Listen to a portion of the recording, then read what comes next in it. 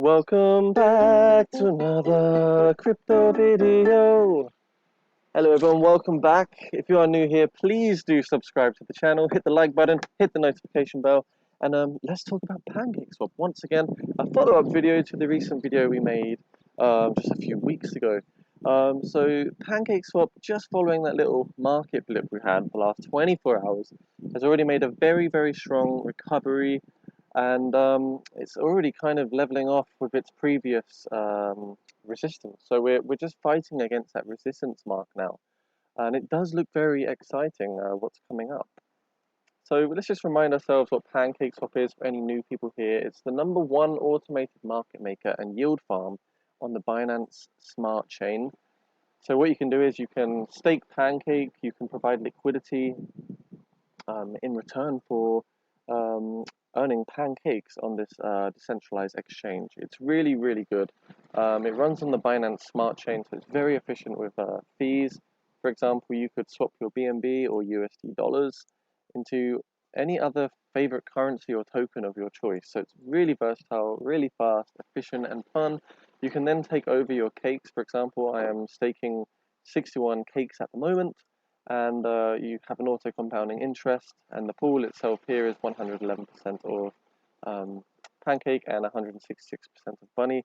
So every day I'm receiving around 0.15 Cake and 0.0015 Bunny, which is about $8, I believe, or about £5. So in terms of passive income, it's around £150 or $200 per month with a $1,000 liquidity provision. So it's quite good, and I think there's still a lot of space to go. It's really, really a good platform. I think Bunny and Pancake both have a long, long way to go. So let's have a little look at Pancake's Twitter. Followers 373,000. Very large community, which is lovely to see because, you know, network value, and I think social media and marketing is very, very important. They're including things like, you know, lotteries for users, keeping people involved, making sure there's always incentive. So this is how their page looks. Quite like it, actually. One cake use one cake. 40,581 liquidity pairs. So that's an all-time high from just literally a week ago. So more people are providing liquidity. So this is really good. People are still putting money into PancakeSwap. Let's also remind ourselves of the tokenomics of PancakeSwap itself. Controlling cake supply. Why cake has no hard cap? So there is no hard cap on the supply of cake token. So it is completely inflationary, and that does give doubt and concern to investors or holders. But here we can see Cake's primary function is to incentivize providing liquidity to the exchange. Without block rewards, there would be much less incentive to provide liquidity, LP fees, etc. would remain. So what are the other ways cake supply is limited to counter inflation?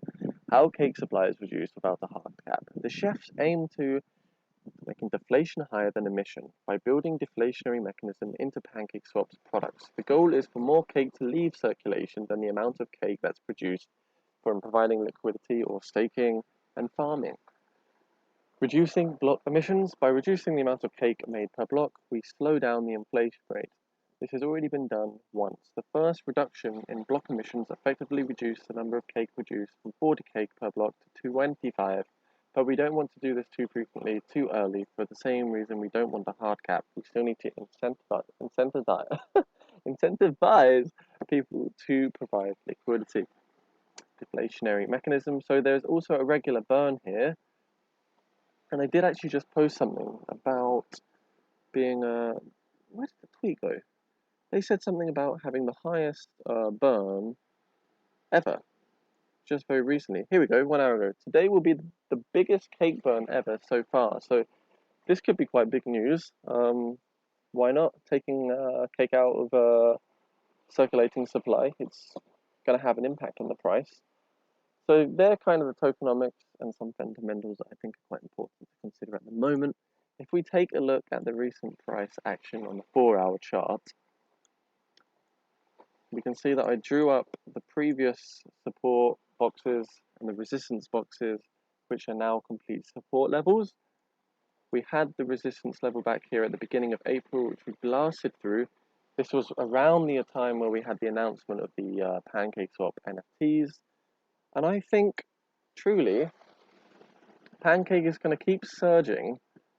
It looks like it's already going to test and make another new all-time high very shortly, perhaps towards the beginning of May, assuming that we don't get a huge correction in the market. And I think with Uniswap,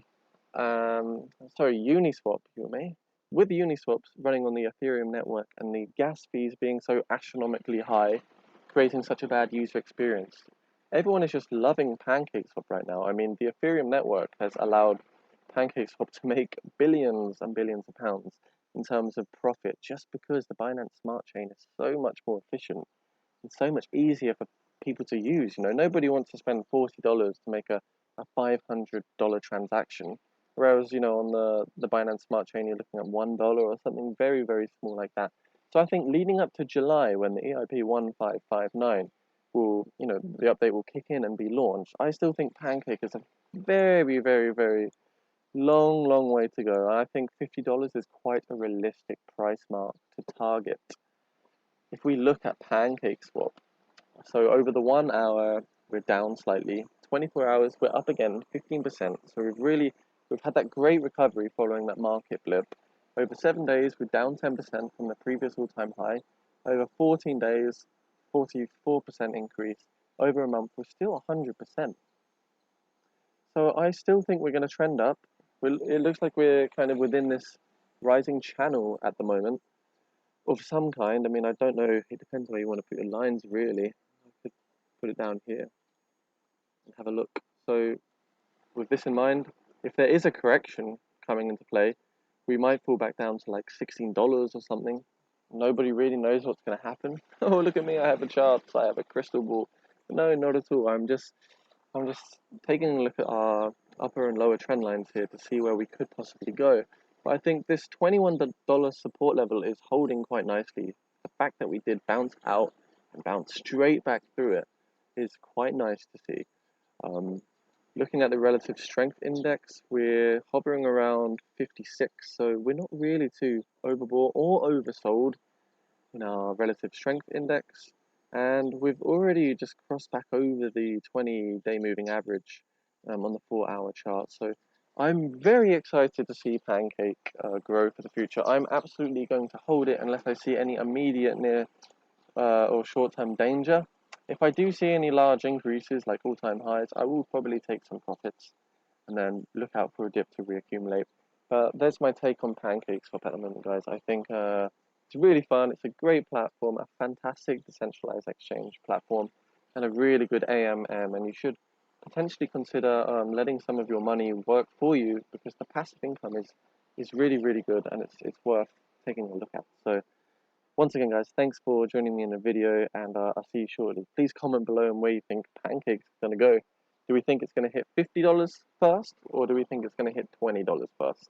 Let me know in the comments. See you guys. Peace.